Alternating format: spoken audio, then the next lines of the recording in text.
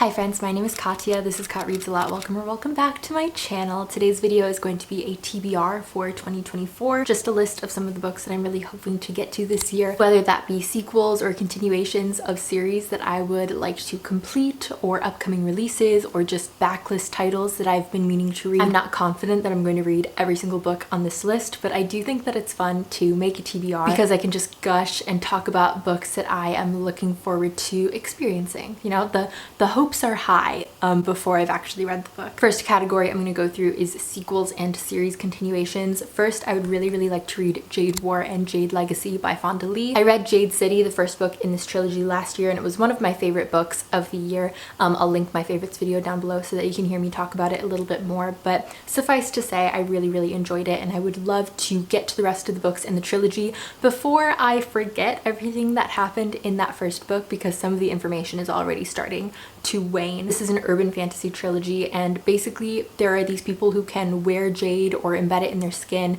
and it gives them superhuman abilities. So it's really action-packed, but we follow one specific family and the power dynamics. It's really fascinating, and I hear that the character development is really good, and I'm very interested to finish this trilogy. Next is A Fire Endless by Rebecca Ross. This is the sequel to A River Enchanted. I really fell in love with Rebecca Ross last year. I think she has such a lyrical style of writing, just really stunning, immersive way of turning a phrase, which I love. The first book in this duology, A River Enchanted, is sort of a folktale inspired fantasy, very dark, mysterious. We follow these characters who are in a town where girls are mysteriously disappearing, and I read it during the fall, so it was a good, like, creepy, atmospheric fairy tale sort of read, and so I have high hopes for this sequel. Last sequel that I'm hoping to read is A Prayer for the Crown Shy. I read The Psalm for the Wilde last year as well. This is a cozy sci-fi fantasy where we follow a tea monk whose job is basically to, like, give people the perfect cup of tea, which is just such a wholesome job, and one that I love exists in this book and in this world. And then the other character is a robot. So in this world, robots have gained sentience and end up leaving humans and starting their own, like, society out in nature, and the tea monk in question becomes the first human to see or talk to a robot in, like, a very long time, and they end up striking up this really sweet friendship. So I'm excited to return to this world. Next, let's chat upcoming releases. Oh my goodness, there's lots of books that I'm really looking forward to, but these are my, like, tippy top, the ones that I'm most looking forward to, ones that I will, like, go out and buy on release day. First is Just for the Summer by Abby Jimenez. Abby Jimenez was another author that I really fell in love with last year. I read Part of Your World and Yours Truly in particular was one of my very favorite romances of the year. And Just for the Summer has a really fun premise. We follow two characters who everybody they date ends up finding their, like, true love, the person they marry, immediately after dating them. So they figure that if they both have this curse, maybe they'll try dating each other, and then hopefully the next person after will be their true love and they will have broken their own curse. But obviously I have a sneaking suspicion that they will end up falling for each other. I'm so excited to read this. I think Abby Jimenez does a really good job of balancing light and dark in her stories, really tackling some, like, hard topics while also maintaining this, like, fluffy, sweet romance. Next is a nonfiction, and it's The Age of Magical Overthinking by Amanda Montell. Amanda Montell wrote wordsl, which is one of my favorite nonfiction books ever. It's a book all about linguistics and feminism, and it's written in a really, like, approachable, easy to digest, conversational kind of manner. I think this author is most famous for her book Cultish, which is, again, about linguistics, but then also about cults. I started reading that. I couldn't finish it because cults freak me out a little bit, so I got a few chapters in, and although it's, like, really good, valuable information and a really well-written book, I couldn't do it. But I recommend it if you are somebody who enjoys reading about cults. But anyway, The Age of Magical Overthinking: Notes on Modern Irrationality. Magical thinking can be broadly defined as the belief that one's internal thoughts can affect unrelated events in the external. In The Age of Magical Overthinking, Montell argues that in the modern information age, our brain's coping mechanisms have been overloaded and our irrationality has been turned up to 11. I just think that this will be really interesting as somebody who has a tendency to overthink, to anxiously overthink at times. I think that this will be really fascinating. Like I said, I've really enjoyed Amanda Montell in the past, so that is The Age of Magical Overthinking. That comes out on April 9th. April is going to be a really big month for book releases for me because Funny Story by Emily Henry also comes out that month. I, like many, really love Emily Henry. My favorite book of hers is People We Meet on Vacation,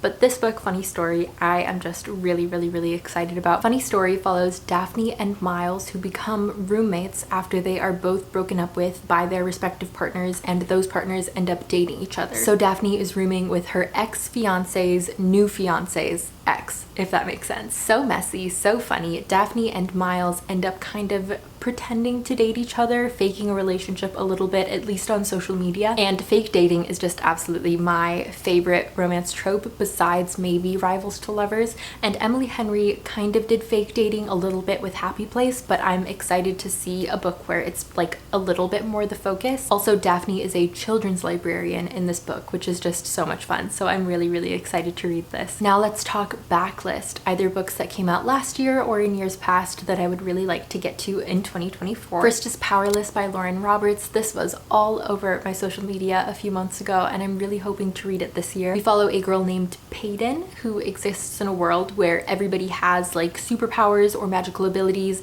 and if you do not have powers, if you are powerless, you're not supposed to be alive. It's like outlawed to be powerless. We follow a girl who is powerless, and then we follow a prince whose job it is to get rid of the powerless people. He's like one of the execution team, as I understand, and there might be a little enemies to lovers situation going on, which I think will be so much fun. I've heard this book compared to The Hunger Games, which immediately like makes my ears perk up, because I don't know how much I've talked about this, but The Hunger Games is like my favorite series ever. So when people compare something to The Hunger Games, I'm immediately interested. I think I'm gonna go into it without knowing much more than I know right now, which is not very much, so that I can just be washed away by the story. And it seems like something I'll be able to read pretty quickly, a YA fantasy that I can get lost in, so I'm really excited about that one. Next is Emily Wilde's Encyclopedia of Faeries. This follows an academic named Emily who is trying to collect information about fairies. She's described in the Goodreads description as a curmudgeonly professor who journeys to a small town in the far north to study fairy folklore and discovers dark fae magic, friendship, and love in the start of a heartwarming and enchanting new fantasy series. So this just sounds really sweet and cozy. She gets to know the people in the town that she travels to, as well as learning more about the fairies in the area, and specifically about hidden ones who are apparently like a very elusive kind of fairy. And there is an academic rival who arrives in town as well. His name is Wendell Bambleby, and it seems like there's going to be a Rivals to Lovers romance happening as well, which, as I mentioned earlier, is like one of my favorite romance tropes. Next is Assassin's Apprentice by Robin Hobb. I would love for this year to be the year that I finally read a Robin Hobb. This book follows Fitz, who has this like magical link with animals. It seems like he's able to like talk to them or communicate with them, but he is adopted into a royal household and ends up training to become an assassin. And that's really all that I know about it. I hear people like rave about Robin Hobb all over my social media, so I would love to be like a part of that group to see what all of the like joy and hype and fuss is about, and hopefully this year will be the year. Okay, last fantasy is one that I have right here. This has been on my physical TBR for like 2 years.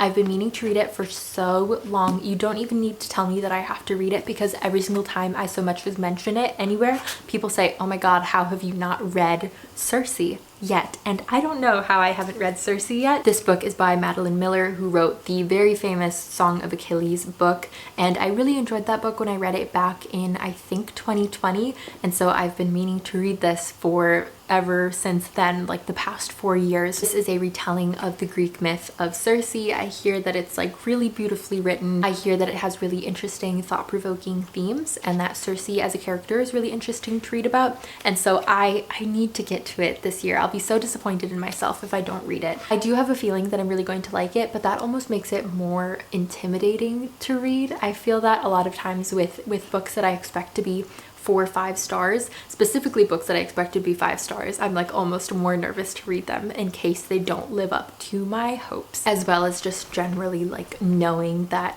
a book might make me feel emotional. It's like I need to be ready for that. So hopefully the right mood strikes in 2024 so that I can finally read this. In terms of just like general fiction, I would really love to read Hello Beautiful. This book was gifted to me for Christmas by my friend Chloe. Thank you again, Chloe. This is a Little Women retelling, and honestly, that's all that I need to know. I love Little Women, and this is a modern day retelling, and Chloe gave it 5 stars, and I trust her, so I would really like to get to this as soon as possible. This book follows William Waters, who seems to be the Laurie of our story. He meets Julie Padovano in his freshman year of college, and we also meet Julia's sisters. It says it's an exquisite homage to Louisa May Alcott's timeless classic Little Women. It's a profoundly moving portrait of what is possible when we choose to love someone not in spite of who they are, but because of it. So yes, very, very high hopes for that one. Speaking of recommendations from Chloe, I'd also really love to read Tom Lake by Anne Patchett. I don't think she's read this book specifically, but she has gushed about Anne Patchett to me in the past, and I've never read any Anne Patchett. This book specifically follows a woman who is telling like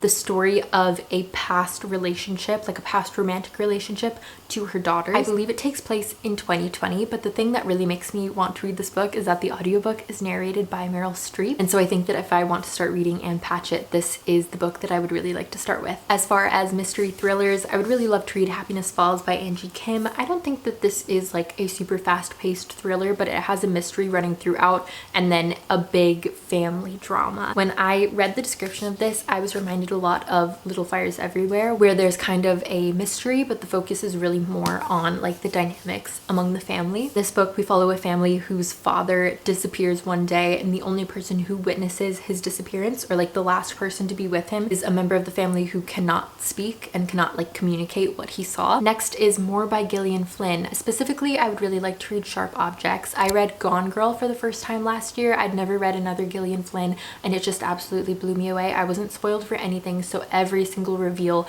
floored me. And I would like that to happen with Sharp Objects as well. As far as I know, this is like her second most famous after Gone Girl, but if there are others that you recommend, let me know. I don't want to know very much going into this, so I'm trying to avoid even like the description so that everything can shock me just as much as Gone Girl did. But yeah, I want to read more mystery thrillers generally this year, but specifically more Gillian Flynn. I would also love to read more short stories and anthologies and essays in 2024. As far as essays, I would love to read Trick Mirror by Gia Tolentino. In each essay, Tolentino writes about a cultural prism, the rise of the nightmare social internet, the literary heroine's journey from brave to blank to bitter, the punitive dream of optimization, which insists that everything, including our bodies, should become more efficient and beautiful until we die. Seems a little bit negative, a little bit pessimistic, but also really thought-provoking and interesting and well written. So I'm very, very excited to get to this. As far as short stories, I would love to read Friday Black. The very first book that I read in 2024 was Chain Gang All Stars by Nanakwame Adjei-Brenyah. That book I'm so excited to talk about more with you guys because it was so, so good. But that book actually originated as an idea for a short story in this collection, Friday Black. I think it came out like 6 or 7 years ago. And just based on how fascinating and thought-provoking and gripping Chain Gang All Stars was, I have, again, very high hopes for this short story collection. Let's chat a few romance titles. I would love to read You've Been Served by Kristen Alicia. I saw this book at my library the other day and I was immediately drawn in by the cover, by those legal scales with the two characters on top of them. This book follows law students, rival law students who end up falling in love, which is just really, really fun. I'm currently in my first year of law school, and so I was very interested to read this book and see if I could like relate to anything that the characters are going through. I think it's a romance that I'm probably going to want to save for the summer because if I read it during the semester, it's just going to be like law school overload. I have this rule with my sister because we're in law school together and we're living together in the same apartment that like we need to limit how much we're talking about law school when we're at the apartment because otherwise it's just like all legal jargon all the time. It's something that, again, might be good to read over a break. Next is You with a View by Jessica Joyce. This is another rivals to lovers romance, but it's about people who are reconnecting after very many years because they were rivals in high school. And they actually end up coming back together because the main character, Noelle, discovers a decades-old photo of her grandmother and a smitten man tucked alongside a love letter. She creates a TikTok to try to search for who this mystery man is, and her high school rival, it's his grandfather. And Noelle, who is grieving the recent death of her grandmother, decides to take the honeymoon road trip that they had planned but never got to carry out. And Noelle, her high school nemesis, his name is Theo, and the grandfather all go on this road trip together. And it seems like it's going to be really, really sweet and wholesome, and one that I'm really looking forward to. This is another one that I saw all over my social media a few months ago, and I think it's something that I'm just going to fly through and really be able to escape into. Magnolia Parks. Speaking of social media sensations, this book I don't know very much about except that it follows two people, Magnolia and I don't remember the guy's name, but they have a very like dysfunctional, veering on toxic sort of relationship, and I just want to know what it's about. I think it's going to be very dramatic, and I think it'll be, again, a lot of fun, easy to escape into, and one that I would love to have read, if only to like discuss it with people. My friend Tori was messaging me about it a few weeks ago because she had just ordered the very pretty like original indie cover from a UK bookseller. I think it's this cover specifically, as opposed to like the newer red and pink shoe cover that I keep seeing in bookstores. But yeah, I would really love to read this book and just like experience the drama and angst I'm sure that it will provide me, and to be able to discuss it with Tori and with everybody. Next is Cleat Cute. This is a sapphic rivals to lovers rom-com. There's a theme of rivals to lovers running through this list, but we follow two soccer teammates. One, Grace, who has been on the soccer team for a long time. She's kind of like falling out of love with the game. She doesn't really feel as passionate about soccer as she once did. And then we're also following Phoebe, who ends up replacing Grace on the team after an injury, and she's described as a bold new upstart. So they're rivals on the team, but they end up in sort of a friends with benefits kind of situation. As the tension between them grows, will both players realize that they care more about their relationship than making the roster? I think this book will be so much fun. I have been on the library hold list for months, for so long, and I'm finally at the front of the line, so I'm hopefully going to get to this book very soon. Last romance that I am prioritizing this year is Done and Dusted by Lila Sage. This book follows our main character Clementine, who is forced to return to her small hometown of Meadowlark, Wyoming, and falls for Luke Brooks, the notorious bad boy, bar owner, and bachelor of the town. Luke also happens to be Clementine's brother's best friend, which causes some tension, and I just think this book is going to be really cute, really dramatic, really fun, something good to escape into. You can tell that those are like the themes of this list. This is another book that I have been on the library holds list for so long, and now I'm starting to get to the front of the line, and I'm definitely looking forward to finally being able to check it out and read it. My last category of backlist books that I'm going to talk about are books that I read in 2014. This is kind of a teaser for a vlog that I'm going to be doing, but I would really like to revisit books that I read 10 years ago and see like how much my taste has changed. 2014 was the first year that I started using Goodreads, and so it's the first year that I can like look at my reading challenge and see what books that I read specifically in that year. I don't entirely have my TBR for that like set, but I know that at the very least I would really love to read Cinder, which is a sci-fi fairy tale retelling that I know I gave 5 stars in 2014, and I'm so curious to return to because I haven't revisited this or any of the books in the series since then. I would also really love to read a Morgan Matson. 2014 was very much a Morgan Matson year for me. I read like 3 or 4 of her books back to back, and I was just absolutely enamored with her and her writing and her like summary coming of age stories / romances. So I don't know which of her books that I would like to revisit, but definitely one of hers. That brings us to the end of this video. Thank you so much for watching and for hanging out with me. I really appreciate you. I hope you're having the most wonderful day. Don't forget to like and subscribe and click the bell to be notified of when I post, and I'll see you guys next time.